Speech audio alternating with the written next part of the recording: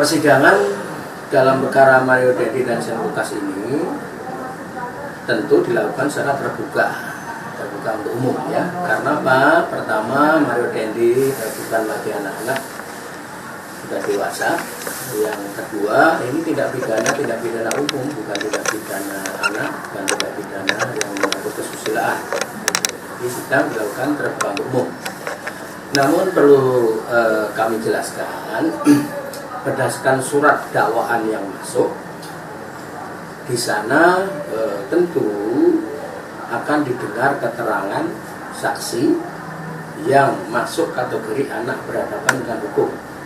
Nah, karena ada keterangan saksi yang kategori anak berhadapan hukum sesuai dengan ketentuan hukum acara, utamanya adalah mengenai sistem peradilan pidana anak, maka terhadap keterangan saksi yang berkategori anak berhadapan hukum itu tentu akan dilakukan secara tertutup.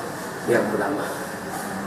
Yang kedua, ada konten yang menyangkut soal kesusilaan di dalam surat dakwaan tersebut. Nah, makanya nanti walaupun prinsipnya sidang dilakukan terbuka untuk umum dalam konteks perkara penganiayaan, namun karena di dalamnya ada anak-anak yang berhadapan dengan hukum yang menjadi saksi, kemudian ada konten kesusilaan, maka majelis hakim tentu akan menyesuaikan dengan hukum acaranya, akan dilakukan secara tertutup.